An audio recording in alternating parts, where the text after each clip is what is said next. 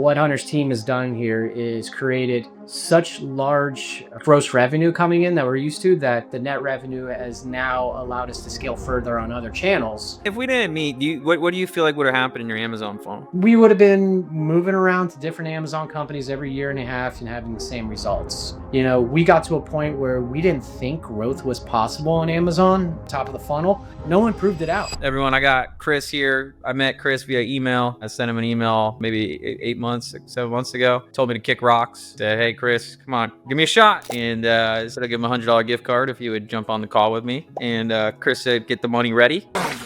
Where's the money, Lebowski? I believe that's the words you use. You better get the gift card ready. For the record, I've never had to send that gift card because we provided immense value, and we got to talk to your partner Rick. And then, sure enough, we got the ball moving. We started at 72K earlier this year. Now we're around 160 on Amazon. I know that y'all been scaling on Meta and TikTok too, so it's been really beautiful to see y'all's growth. So, Chris, I'll let you kind of do a quick intro. I know you're the PetSy guy, but you want to kind of give a high level of kind of your background, what got you into scaling? Yeah, sure. It's funny is I forgot about the gift card. I definitely told you to get ready. So next I was going to get a free dinner out of you. I even warned you. I go, hey man, you're going to be wasting your time here, but I'll take that gift card. I do recall saying that now. Yeah, I started PetSy with my two longtime friends right after COVID or during COVID, as I recall. Been building this brand for, 5 years, going on 6 years now. It's been exciting and fun. We try to avoid Amazon and Chewy the first year just because we were really data collecting. And then around year 2, that's when we did the dive,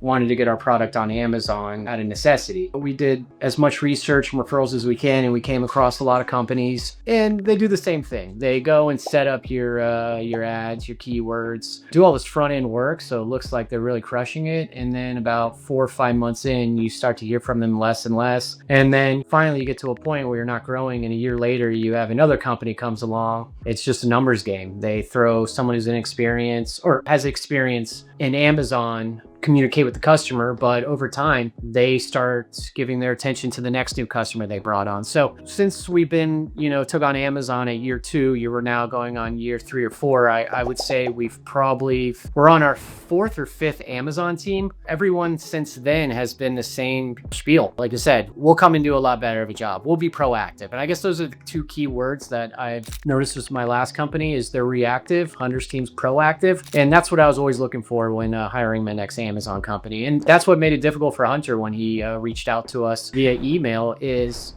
this was the 4th or 5th company that I was expecting the same, they're going to talk a big game. And in my emails, I basically called Hunter a liar, as you recall. I think more politely than just a plain liar, but I might have gotten to liar. That's how we started. It's the same thing. Like if you want to get married or, you want to build these good relationships, just because you get burned once or twice in the past doesn't mean that you have to let that prevent you from scaling. And it really does only take one strong partner. For us, for instance, right, we started back in January or February. I know that you grew a little bit before us, then you fell back down. Do you want to kind of walk through your revenue, where you were at? Yeah. So, the first 3 years we were just growing significantly, building up data, and, had the mentality of we hope this pans out. And then about year 3, we got smarter and we basically tore everything down and decided we have to build a great foundation, because that's where it all starts. So around year 3, we scaled back everything, marketing, you name it, because we just wanted to tighten up our products, our procedures, everything that goes along with it, and then really hit it hard. You guys came in at the time where we were just ready to start picking it up. So our Amazon went down probably 80%. Our revenue went down because it was just all subscription rebills coming in at that point. I'm happy to say, since then, we're doing much more revenue than we've ever done, even when we were spending 3 times the amount on social media. So our revenue has grown, let me think about the percentages here, 250%. And granted, we've had some meta spin, but we've also have some calculations here to see where our growth in Amazon's coming from it. And it's definitely not all coming from spillover from Facebook. What Hunter's team has done here is created such large gross revenue coming in that we're used to, that the net revenue has now allowed us to scale further on other channels. Honestly, we couldn't be having this success right now if we were using other Amazon teams, because Hunter's team has just crushed it out of the park for us. And let me say real quick, I'm doing this interview, and sometimes Hunter will ask me to speak to clients, goodness out of my heart. And let's be real here, more because he's crushed it for us. And I'm a big believer that if you have someone who's doing such a good job for you, I'm absolutely going to do favors for him and jump on his call or speak to other people because he's done so much for us. And honestly, if they can't make it work, it's not them, it's your business sucks. As you deal with different brands, there's different levels of distribution percentages they try to keep Amazon at.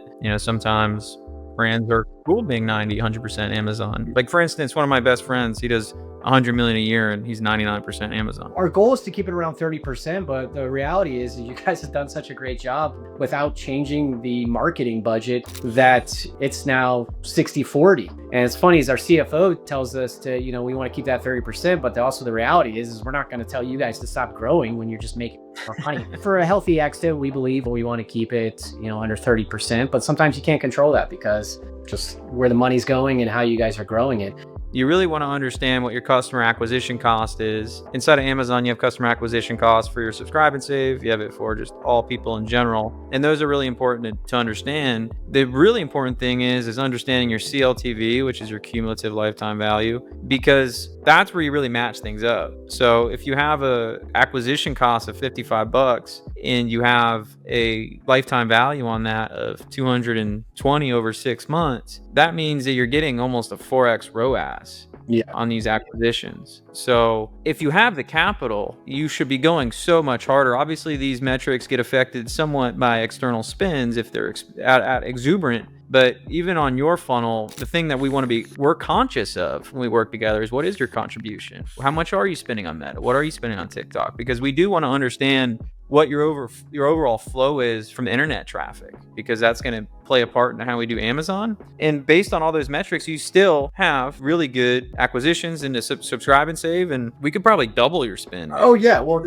this ties into what I said earlier. Double and a half. We're doing a cash flow strategy right now where, because obviously as we turn up the dial, it's going to be less net profits that come in. And the reason we're just doing that right now, this business is all data. And, bringing on some new products, we just want to collect a healthy amount of data. And that's what I mentioned earlier. We are 100% going to be basing all of our, our spend and traffic and strategy based off the data you're showing us here, because we're willing to lose money. And anyone who doesn't base Amazon off LTV is just, they're in the past. I mean, you're not going to make a positive ROI most of the time on day one unless you just have a unicorn product. And that kind of, just a side note, that's a big challenge right now with TikTok. Amazon is still the leader. All your focus should still be growing this along with your website and then playing around with those other platforms. Well, look forward to the future. If anyone, if you could tell anything to anyone watching right now that was kind of on the fence of either moving forward with a growth partner, us, someone else, versus moving solo, do you have any free flowing advice for what you would say? A lot of you guys are probably where I've been, where you've spoken to these Amazon teams and have the same pain points. They say the same stuff. They have a guy who's an insider on Amazon. They charge you X amount of dollars and a percentage. The person you're speaking to is a sales rep who's never owned a business. At the end of the day, they have no skin in the game. I have skin in the game. I talk to these same companies, and I admit I pushed back on Hunter quite a bit. Finally, I believed what he was saying and I gave him a try, and you're leaving money on the table. I would give him a shot, and if he can't prove himself within 6 months, you got nothing to lose. Go move on. There's plenty of other Amazon companies, but you're doing yourself an disservice with your business if you don't give him a shot, because we're a smaller company on the spectrum of all his businesses, and they treat us like one of the biggest companies with communications and stuff like that, so you don't have to worry about your size. That's what she said. They've done what the 4 or 5 other previous companies couldn't do. They've launched our keywords that were sitting around rank 26, 25 into the top page. They're actively working on our other products. And then finally, they've done a great job, on data. Not all of our products are going to hit, but they have clearly shown us what products are winners, what products are not, and what products have potential. And so anyway, you got nothing to lose, man. You have this fear of the grass is not greener. Get out of that. It's very much greener if your Amazon team's not delivering how you think they should. A team like me, I have 7 developers. All I do is Amazon. I have from a root patterns that we analyze all the way down from SEO creative, PPC, catalog management, structuring, how we're doing all these different points. We see 50 different niches and categories, and we can figure out what works and apply it to other niches that haven't even been exposed to that type of thing yet. And I think what's going to happen in the future is, it's really going to be like what it is, like a growth partnership, but there's going to be a tech element to it where you need a tech partner. And I think what's going to happen is it's going to shift from agencies to literally just technology partners. And it's going to be a lot of artificial intelligence, algorithmic modeling, a lot of patterns, data hoarding, and figuring out how to apply all this data in a way that's going to really scale the brand. So I've been super stoked. I'm super confident that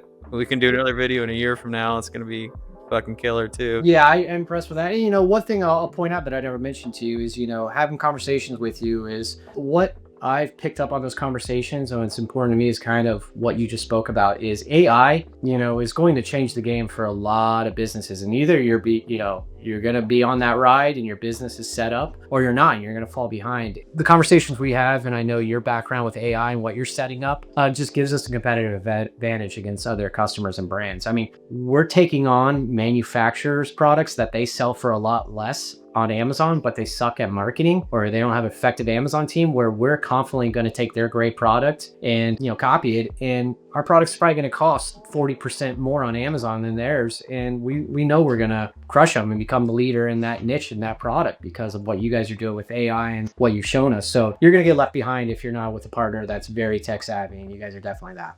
I appreciate that. It reminds me of like one of my ads where it's like, we don't just, scale brands, and it's like, bah, bah, bah, bah. We take the damn market. Yeah. So, yeah, excited to keep scaling with you, brother. I appreciate you having you on. Appreciate your time. Appreciate being able to scale with you.